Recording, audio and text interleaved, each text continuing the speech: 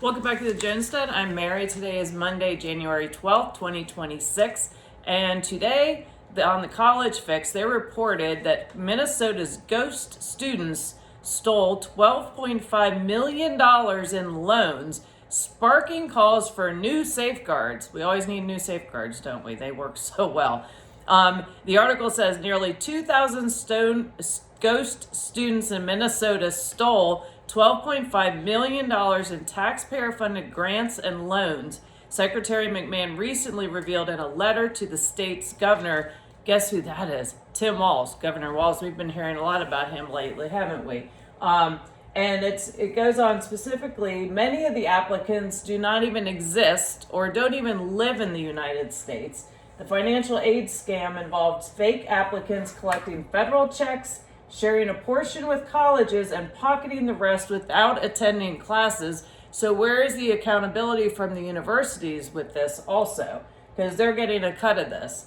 And it says experts highlight that advances in technology such as online education and lax identity verification facilitate such fraud and emphasize the need for stricter safeguards to prevent it. You think.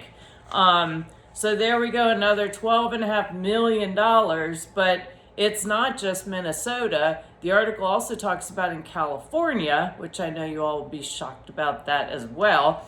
$1 billion in fraudulent financial aid is paid out to quote unquote ghost students in California annually. And that was information that Secretary McMahon provided also. So again, we have more fraud in the system. Obviously, these validation systems really need to be buttoned up. There's no reason they can't validate if the person's real or not. And they really need to shut down on, really focus on the citizens, the students in the United States. But there's no excuse for this with all the technology they have. To be able to verify whether or not that's an actual person, that person is in the United States, is actually participating in the classes. And again, the colleges are getting a cut of this money without actually having students to be teaching. So, so this is continuing to go on. There's a light being shined on it. So hopefully there will be some accountability, but it seems to me when we have the leadership in place, not all of them, but a lot of the people that are in positions, in elected positions, they're more interested in their own profit and what they can get out of their positions as a representative. And yesterday I was watching the YouTube channel Full Bore Silver, and really good channel. If you want, check it out. He talks a lot about gold, silver, economy. He goes into more detail. So I've learned a lot from it, but also goes into talking about history. So take the time to check out Full Bore Silver. But anyway, he was talking about Florida Congresswoman Debbie Wasserman Schultz and how she's cashing in on the rise of metals. And as of 3:47 Eastern Standard Time, I looked up, the gold is up $87, and so that brings it to $4,603. Silver's up $5.32 so far today, and that brings us to $85. It's now at $85.68.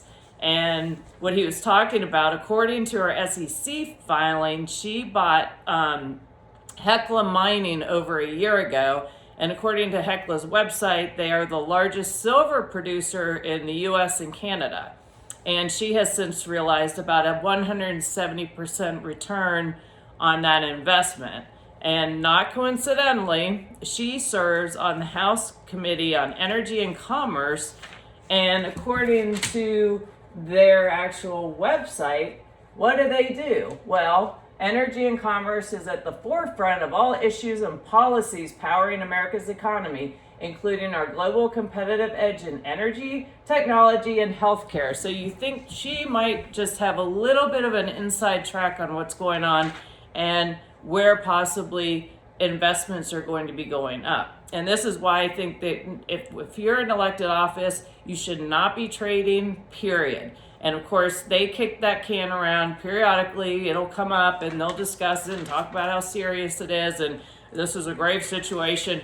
and then guess what? It just disappears, doesn't it? They never vote to support it.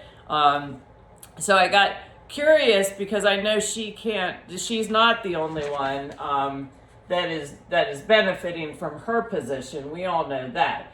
And interesting, on January 3rd, New York Post put out an article talking specifically about some of the returns elected representatives got in 2025, and they focused on the top tens. And this said, Long Island Rep Tim Suzy beats Pelosi's stock portfolio performance with 35% return. There he is. And it's not just Democrats and Republicans. In fact, it's a lot of Republicans as well. Representative Tim Moore, North Carolina, he saw a 52% increase in his stock portfolio. Ted Cruz, 50% increase. And I found this article, the source where they were getting the information, it's a data platform called Quiver Quantitative, and it's actually excellent. It links you right to Thomas Suzy, and look at the net worth. 2023, he's worth about 3-something million, and as of 2024, 10 million. Current net worth is 12 million, is about $12.6 million. So, and then here, Ted Cruz, his current net worth is $11 million, and the trajectory is an increase. And again, he saw a 50% increase in value. And so my frustration is instead of serving the people, which is what they're there to do, they are using insider information to financially benefit themselves and their families. And, they're that, and then they're writing another book. And I'm like, why do you have time to write a book when you're supposed to be working? Now, granted, when I was in elected office, I was a supervisor in a county for 8 years on the board of supervisors, which is very different from their roles. But you're busy, and if you're doing your job, you're actually out there, you're having constituents bring problems to you, you're trying to solve them and so forth. You don't have time to be writing books about it, and they all seem to have plenty of time to do that. And I just really I think they need to stop. If somebody's trading and benefiting from their insider knowledge, they need to be out of office so we can put somebody in place that's going to actually serve the people and do their actual jobs. And that's why you've got to, if you do vote, you need to vet these people that are running for these offices.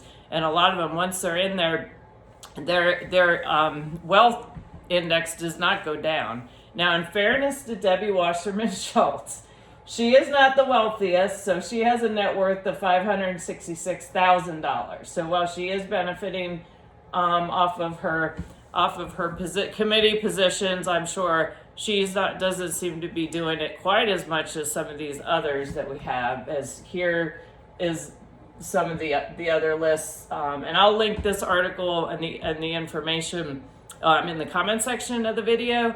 And again, they're looking out for themselves. They're not looking out for you. And we're seeing more. There's still more fraud, and so continue to prepare. Do what you can to protect yourself, protect your family, set some money aside for emergencies. Make sure you have your pantry, things in your pantry, extra water on hand, and just be prepared, because we all know there is a lot going on right now in the cities, globally, and you never know what's going to happen when you wake up in the morning. And again, our debt, we're at $38.5 trillion.